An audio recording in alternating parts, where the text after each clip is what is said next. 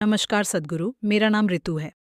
मेरा सवाल है, आपके अनुसार आध्यात्मिकता में सफल होने का क्या मतलब है? आध्यात्मिकता में या जीवन में? आध्यात्मिकता में। और क्या मरने से पहले मैं इसे जान पाऊंगी? धन्यवाद। देखिए, ये जो तमाम मनगढ़ंत विचार हैं कि आध्यात्मिकता क्या है, हुआ ये है कि लोग सोचते हैं कि अगर वो भगवान को खोज रहे हैं तो वो आध्यात्मिक हैं। आपको ये समझने की जरूरत है, आपने पहले ही एक धारणा बना ली है और अब आप उसी धारणा को पक्का करने की कोशिश कर रहे हैं। आप चाहते हैं कि कोई गुरु आपसे कहे, हाँ भगवान है, उसे खोजो। खोज का मतलब ये है, आप नहीं जानते कि इस सृष्टि को भगवान चला रहे हैं या शैतान चला रहे हैं या भारत की तरह कोई नहीं चला रहा। आप नहीं जानते, इसीलिए खोजना चाहते हैं। खोज का मतलब है आप नहीं जानते पर जानना चाहते हैं। अगर किसी को सफल होना है, जैसा कि मैंने पहले कहा, सबसे जरूरी चीज है कि आपकी बुद्धि किसी भी चीज से जुड़ी ना हो, क्योंकि बुद्धि का स्वभाव ही ऐसा है, जैसे ही आप कोई पहचान अपनाते हैं, आपकी बुद्धि उसको बचाने के लिए कड़ी मेहनत करने लगती है। आप खुद से 3 बार कहिए, मैं भारतीय हूं। अचानक सब कुछ जो भारतीय है अच्छा लगने लगता है और बॉर्डर के उस पार की हर चीज अच्छी नहीं लगती। बस खुद को बताना है, मैं ये हूं, और तुरंत ये सिर्फ उसी की रक्षा करती है और किसी की नहीं। बुद्धि का स्वभाव यही है। असल में बुद्धि का काम यही है, क्योंकि बुद्धि जीवित रहने का एक साधन है। बुद्धि कोई परम बुद्धिमत्ता नहीं है। दुर्भाग्य से, क्योंकि हम पर यूरोपीय प्रभाव बहुत ज्यादा है और वहां किसी ने कहा था, मैं सोचता हूं इसीलिए मेरा अस्तित्व है, हम बस भटक गए।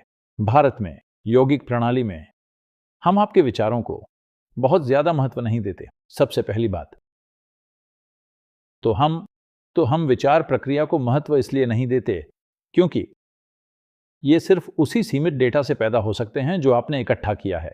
जिसे आप विचार कहते हैं, चाहे वो कैसा भी विचार हो, वो बस उस सीमित डेटा का हेर फेर है जो आपने इकट्ठा किया है। आप भगवान के बारे में सोच सकते हैं, सुख के बारे में सोच सकते हैं, राजनीति या पैसे के बारे में सोच सकते हैं। ये आपके पास मौजूद डेटा का बस हेर फेर है। आप कुछ भी देखिए, आप चाहे जो भी सोच रहे हो। मैं हमेशा लोगों से ये कहता हूं, हालांकि ये बहुत मुश्किल है, लगातार उन्हें बताना कि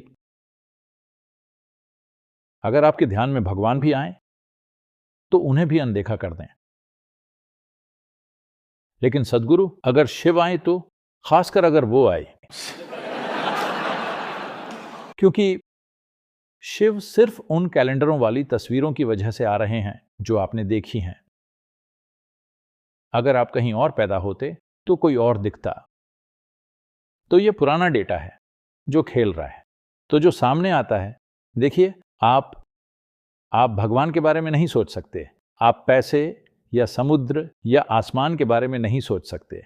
आप बस सीमित डेटा को रिसाइकल कर रहे हैं। इसलिए हम विचार प्रक्रिया को बुद्धिमत्ता का कोई बहुत बड़ा रूप नहीं मानते। भौतिक दुनिया में आपको जीवित रखने के लिए ये एक शानदार उपकरण है, लेकिन अगर आप कुछ और खोजना चाहते हैं, अपने भीतर मौजूद बुद्धिमत्ता के दूसरे पहलुओं को, इसे बहुत सरल तरीके से कहें तो, आज दोपहर आपने लंच में जो भी खाया हो, मान लीजिए आपने चपाती खाई। एक चपाती आप जैसी एक अद्भुत महिला में बदल जाती है क्योंकि आपने वो चपाती खाई। अगर सुहेल वो चपाती खाते तो वो पुरुष बन जाती। लेकिन मैं पुरुष ही हूं। इसीलिए तो मैं कह रहा हूं, आप समझ नहीं रहे। मैं ये कह रहा हूं कि अगर कुत्ता चपाती खाता है तो वो कुत्ता बन जाती है। तो आपको लगता है चपाती बहुत बुद्धिमान है? नहीं, ये प्रोग्राम्ड है। आपके सिस्टम में याददाश्त और बुद्धिमत्ता का एक खास स्तर है जो एक साधारण चपाती को एक इंसान में बदलने की क्षमता रखता है। जब मैं इंसान कहता हूं तो मैं ब्रह्मांड की सबसे जटिल मशीन की बात कर रहा हूं जिसे हम जानते हैं।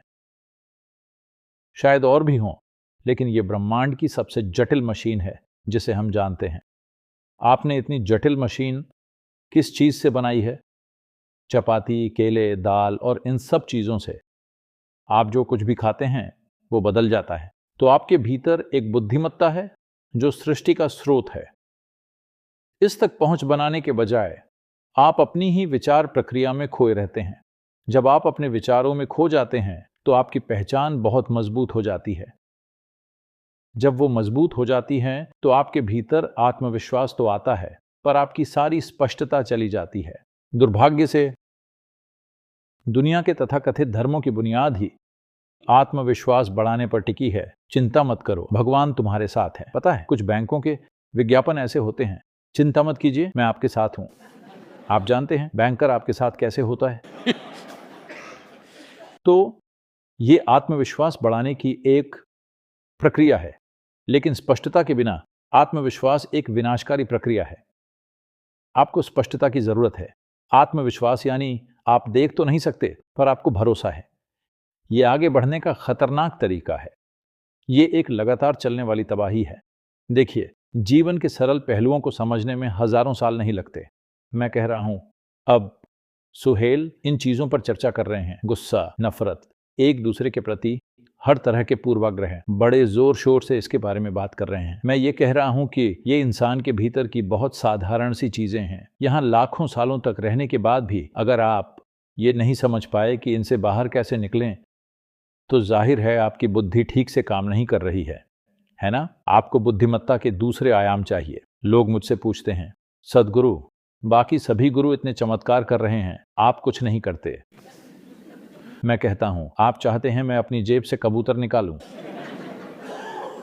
अगर मैं ऐसा करूंगा तो आपके पास एक पक्षी होगा और मेरे पास गंदी जेब।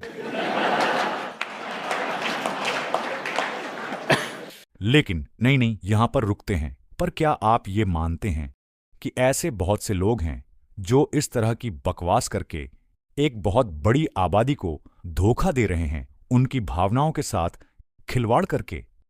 देखिए, भ्रष्टाचार केवल आध्यात्मिक लोगों का ही विशेषाधिकार नहीं है।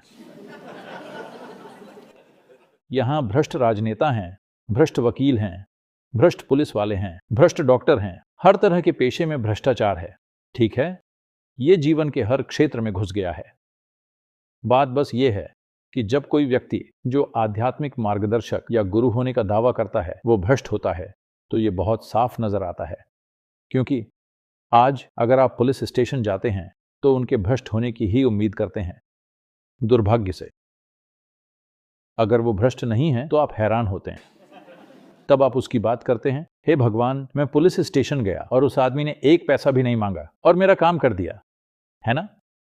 लेकिन जब आप डॉक्टर के पास जाते हैं और वो भ्रष्ट है तो आपको थोड़ी चोट पहुंचती है, क्योंकि आपने अपना शरीर उसको सौंपा था। लेकिन जब आप गुरु के पास जाते हैं तो अपना पूरा जीवन उसे सौंप देते हैं। अगर वो भ्रष्ट है तो आपको बहुत गहरी चोट पहुंचती है। ठीक है, तो जिस ईमानदारी की जरूरत है अलग अलग स्तर की गतिविधियां करने के लिए, वो निश्चित रूप से तब और ज्यादा होती है जब उसमें ज्यादा भरोसा जुड़ा हो। लेकिन दुर्भाग्य से आध्यात्मिक धंधा शुरू हो गया है। ठीक है, ये एक कारोबार है। अगर आप गीता के 2 पन्ने पढ़ लें तो आप इस देश में गुरु बन सकते हैं।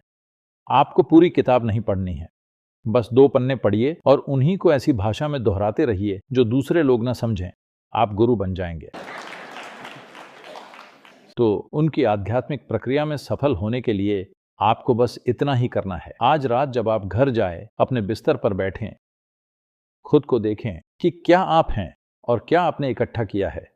ठीक है, आपके पास घर है, आपने जुटाया है। आपके पास लोग हैं, आपने जुटाया है। आपके पास कपड़े हैं, आपने जुटाया है। आपके पास शरीर है, आपने जुटाया है। आपके मन की सामग्री आपने जुटाई है। देखिए, सोने से पहले अपनी आंखें बंद करें और देखें कि क्या आप उन सबको अलग रख सकते हैं, कम से कम मानसिक रूप से। बस इसे अलग रखने की कोशिश करें और सो जाएं। आप देखेंगे एक दिन आप ऐसे जागेंगे जिसकी आपने कल्पना भी नहीं की होगी, पूरी तरह से जागरूक।